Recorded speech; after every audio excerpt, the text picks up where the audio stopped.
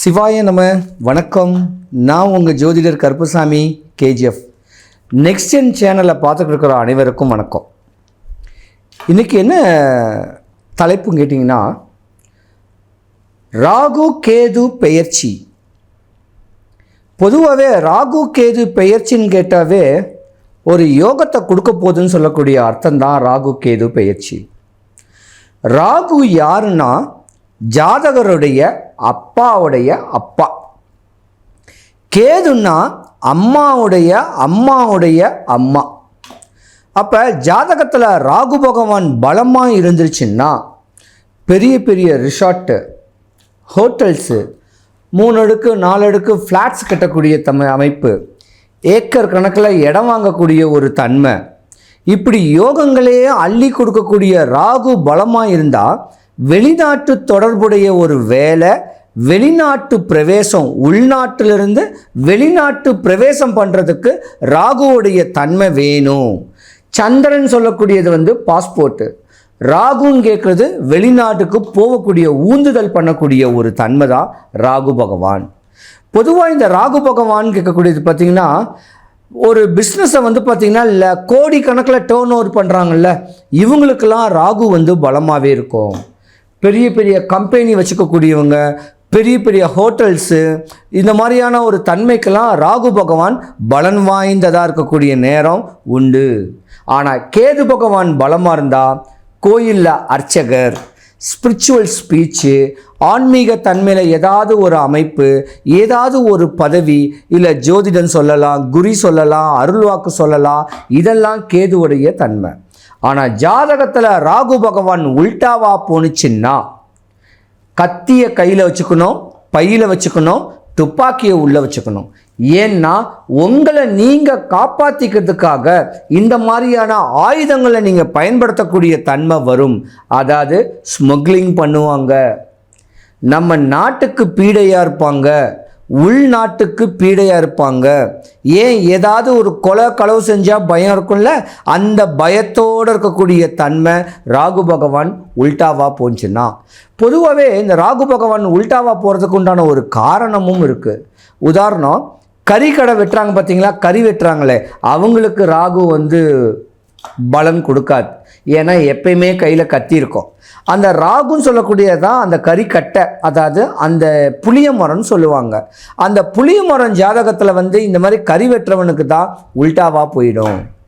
அதே போல் பிரயாணத்தில் ஏதாவது ஒரு லாங் டிரைவ் போகும்போது புளிய மரத்து மேலே கார் மோதிச்சுன்னு சொல்லக்கூடிய ஹெட்லைன்ஸ் வரும் பார்த்தீங்களா, இதுக்கு காரகனும் ராகு தான். அப்போ நீங்கள் என்ன பண்ணணுன்னா, ராகு தசை நடக்கிறவங்களாக இருந்தாலும் சரி, ராகு புத்தி நடக்கிறவங்க இருந்தாலும் சரி, ஜாதகத்தை ஒரு நல்ல ஜோதிடர்கிட்ட காமிச்சு தனக்கு ஏதாவது ராகுக்குடைய தோஷங்கள் இருக்கா, இல்லை ராகுவுடைய கெட்ட பார்வைகள் இருக்கா, இல்லை நடக்கிற நேரத்தில் ராகு தசை நடக்குதா, இல்லை ராசிக்கு 8வது வீடு 10வது வீடு 12வது வீட்டில் ராகு பகவானுடைய அமைப்பு இருக்கான்னு பார்த்து உங்களுடைய ஜாதகருடைய அப்பாவுடைய அப்பா இறந்திருந்தார்னா அவருக்கு போயிட்டு ராமேஸ்வரத்தில் ஒரு பிண்ட பூஜை ஒன்று பண்ணுங்க. முடியாதவங்க தான் வீட்டில் ஒரு படையல் போட்டு தான் தாத்தாவை நினச்சி ஒரு சாமி கும்பிட்டு வந்தீங்கன்னா இந்த மாதிரியான இடையூறல் உங்களுக்கு வராது. பொதுவாகவே இந்த ராகு கேது உங்களுக்கு நல்ல நேரத்தை கொடுக்கணும் விஷயங்கள் சொன்னால் ஒரு சின்ன ஸ்லோகம் சொல்கிறேன், அந்த ஸ்லோகத்தை சொல்லுங்கள். இன்பமே செய்யும் ராகு கேது பகவானே, அன்பால் நான் உன்னை அடிபணிவேன், என்பால் நான் அடைந்த துன்பங்கள் போய் இருள் அகற்றி தூய நலம் திகழ எனக்கு இன்றே தருவாய் அருள், ராகு கேது பகவானே போற்றி. இந்த ஸ்லோகத்தை சொல்லுங்க, உங்களுக்கு சுபிக்ஷம் கிடைக்கும். துலாம் ராசிக்கு 5வது வீட்டில் தான் ராகு பகவானுடைய பெயர்ச்சி. போதுண்டா சாமி, 2025 சித்திரை மாதத்துக்கு முன்ன வரைக்கும் கடந்த 15 வருஷமாகவே நீங்கள் கஷ்டம்தான் பட்டுக்கிட்டு இருக்கணும், நஷ்டம்தான் பட்டுக்கிட்டு இருக்கணும், பல அவமானம் அவப்பேரை தான் பட்டிருக்கணும். ஏக்கர் கணக்கில் இடம் இருந்தால் கூட அந்த இடமும் விற்காத ரியல் எஸ்டேட் பண்ணுறவங்களுக்கும், ஏசி காற்று கீழே இருந்து ஏதாவது ஒரு தங்க நகை கடை இல்லை ஒரு ஷோரூம்பு ஏதோ ஒரு பிஸ்னஸ்ஸு பண்ணுறவங்களுக்கு நஷ்டத்தை தான் நீங்கள் சந்திச்சுருந்துருக்கணும். ஆனால் 5ஆம் இடத்துல ராகு பகவான் வந்திருக்கிறனால புதையல் கிடைக்குன்னு சொல்லுவாங்க. முன்னோர் சொத்துகள் உங்களுக்கு வரப்போகுது. ஏக்கர் கணக்கில் இடம் போடுறதுக்கு அட்வான்ஸுக்கு போட்டதெல்லாம் கோடி கணக்கில் பணங்கள் வரக்கூடிய தருணம் உண்டு. அந்த யோகங்கள் எல்லாமே ராகு பகவான் சொல்லக்கூடிய கிரகம் உங்களுக்கு பாதகமாக இல்லை, சாதகமாக இருக்குது. ஆனால் நீங்கள் ஒரு பக்கம் கொடுத்து வச்சுருக்கணும். துலாம் ராசியார் உள்ள ஆண்களுடைய மனைவிமார்கள் உங்களுக்குன்னே வாழுவாங்க. சத்திரியவன் சாவித்திரி எப்படி அந்த மாதிரி தன்மையில் இருப்பாங்க துலாம் ராசிக்கார பெண்கள் மனைவிமார்கள். நீங்கள் உங்கள் மனைவியை நேசிங்க. மனைவி கிட்ட அன்பு செலுத்தி தனக்கு வரக்கூடிய இடையூறில் பாதி ஷேர் பண்ண அவங்கக்கிட்ட அன்பாக ஆசை வார்த்தையாக பேசி இருந்தீங்கன்னா வரக்கூடிய இந்த ராகு கேது பெயர்ச்சி உங்களுக்கு யோகத்தை கொடுக்கும். அப்படியாமட்ட ஒரு துன்பத்திலையும் இருக்கக்கூடிய தன்மைகள் உண்டு. பொதுவாகவே துலாம் ராசியில் உள்ள ஆண்களுக்கும் பெண்களுக்கும் காலதாமதமாக தான் திருமணம் நடக்கும். இது விதி. ஆனால் திருமணம் நடந்த உடனே தான் உங்களுக்கு யோகமும் இருக்கும். நிறைய இந்த ராசியில் அட்வொகேட்ஸ் நிறையா இருப்பீங்க. இது மாதிரி அரசியல் சம்மந்தப்பட்டது, கலைத்துறையில் இப்படி பிரகாசமான அமைப்பு உங்கள் ஜாதகத்தில் இருக்கும். இந்த வருடம் யோகம்தான். நீங்கள் தான் உங்கள் முன்னோர் வழிபாடை பண்ணணும், உங்கள் குலதெய்வ வழிபாடை பண்ணணும். இப்படி முறையான வழிபாடுகள் பக்குவங்கள் பண்ணிக்கிட்டு வந்தீங்கன்னா உங்கள் வாழ்க்கை மாற்றம் கிடைக்கும். பல லட்சங்களில் புரளக்கூட தருணம் துலாம் ராசிக்காரங்களுக்கு உண்டு. துலாம் ராசிக்காரங்க மனைவியை நேசித்தா தான் யோகம். துலாம் ராசிக்கார பெண்களுக்கு பல இடையூறுகள் வந்திருக்கும். கணவன் மனைவிக்குள்ள கருத்து வேறுபாடு வந்திருக்கும். அனுசரணையாக போங்க. இது விதியுடைய தன்மை. ஆனால் இனி வருங்காலங்களில் துலாம் ராசிக்காருக்கு தான் டாப் ஜாதகம். ராகு பகவான் யோகத்தை கொடுக்கக்கூடிய தருணங்கள் உண்டு.